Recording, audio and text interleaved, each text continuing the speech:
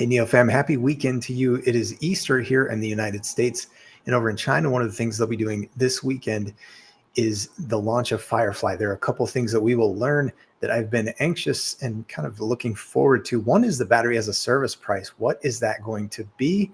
I am really curious. This will be the most affordable vehicle and brand that NIO will come out with. And I like that this reference here, the NIO Group Firefly model. I really like that. I hope that NIO is adopting and incorporating both Onvo and Firefly within the NIO Group to make it more clean and simple, connecting the dots and making sure that people, especially as global and market awareness for the brand, continue to improve, that folks will realize there is the NIO DNA in these other brands. In other words, they're high end, even though they're still going to be affordable. So the battery as a service price is one thing I'm excited to hear about. The other is, what is the story with the power swap stations? We don't know with any specificity or clarity yet. So I'm hoping we'll get that this weekend.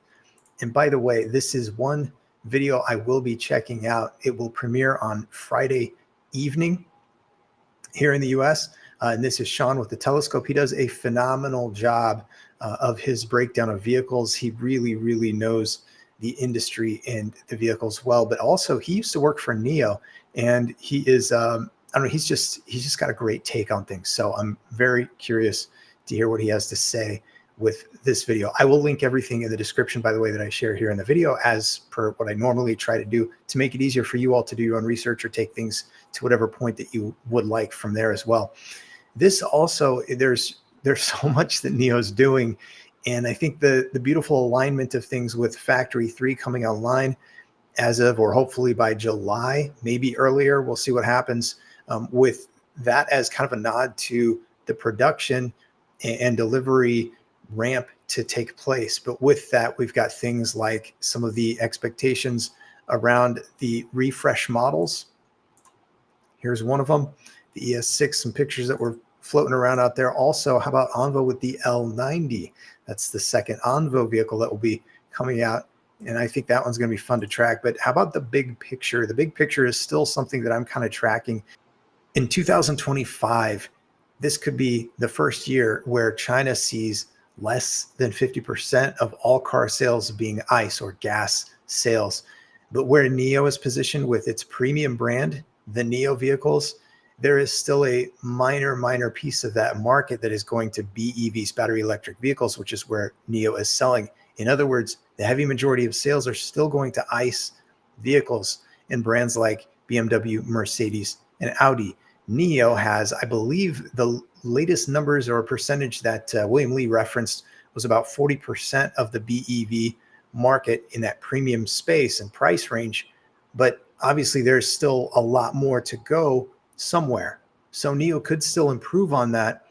I think it's both noteworthy to recognize that at such an early market penetration point for the BEVs and the premium subsegmented part of the business, that NIO is still very well positioned with the NIO brand. And then the question is now, especially if NIO is going to make it known, and as the NIO brand is still becoming known even within China, the importance of, I think, making sure people know that that NIO DNA is also part of Onvo and Firefly. I think it's only going to help and allow them to grow and increase their market awareness and brand awareness, not just in China, but globally as well. So I do think that's an important point, but wanted to share this just because it's kind of a check-in, and I like to keep an eye on that. Finally, I'd said recently that we got new data on the FTD side of things, and I wanted to talk at least about Alibaba and NIO. There are a couple things to point out. I've gone big picture with Alibaba dating back to 2014. The yellow represents price for the stock, and the white represent fails to deliver. That's when there could be naked shorting that goes on. And so two things that I think are really interesting. The first is when Trump came in the first time was 2016. And if we look back and note that the fails to deliver were spiking leading up to that time. And this is the 2016, the beginning of the year. And then the price was only, what are we looking at? Let's just take a random day, in the about $65 range, $67 range at that time. But then look what happened over those few years that he was in. We saw the price go up. We also saw the FTDs eventually disappear. And Alibaba ended up having its high in that kind of late 2020 timeframe before eventually coming back down. And then over the last few years, the price has been down. And in fact, we've seen that 60 to $70 as kind of the low range or low end of the range. But we've also seen, and this is really interesting to me because now there's another factor, Alibaba's done a lot of buybacks during this time. And yet we still see the FTDs appearing and spiking relative to this time frame where the stock was at all-time highs. So I do think it's noteworthy, and it does sometimes apply. I think if we focus on, or at least have the awareness that in the short term with stock price action for some companies and stocks, like maybe Chinese companies, the FTDs might have more of an impact than they would, say, with American companies that are traded. But also the trade volume, I think, matters. And then the sentiment, of course. So again, those are factors, and that's why I've kept them on the bottom of the screen on the ticker.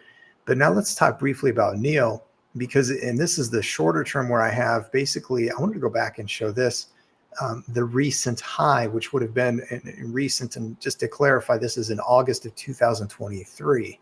So within the last couple of years, that has been the high point. But even if we just look at this shorter term, instead of the whole history of the stock, and notice the absence of FTDs, the white lines representing those, of course, this is kind of the mark that I've been watching, really the 1.5 to 2 million FTD spikes, because this is your range. And look at how many more of those are popping up in the recent terms, starting from, let's say, the beginning of 2024, at which time we saw the stock price under $10 and brought down to where it has almost consistently remained low, the exception being when there have been big trade volume days and we've seen big moves up.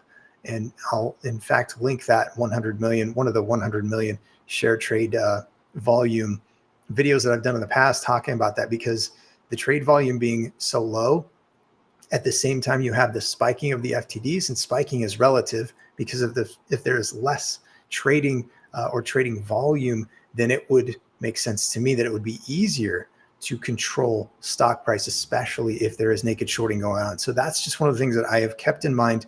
But even just looking at this recent, roughly year, a little over a year, just note the increase of the white lines, the FTDs, at the same time the stock price has come down. And as we go back out, things change just a little bit, but we still, looking at the full history, there's an absence of the white lines, the FTDs. During this time frame where NIO stock went to all-time highs, we also had really big trade volume on the daily side of things. So anyway, I just wanted to talk briefly about that. Hadn't really highlighted it recently in a video. So there's that for you. Talk to me. What are you excited about for NIO, for Firefly, for Onvo, for the stock? If you think we may see a crazy run ahead with the stock price, let's not forget that NIO stock went from $3.50 to over $55 in less than 6 months. But there was a lot more trade volume, sentiment was better, and the FTDs did drop off during that time frame. Just sharing a little what I'm thinking heading into this long weekend. Have a great day. Have a great weekend if I don't get back with more content before the weekend is over. And I'll see you all again very soon.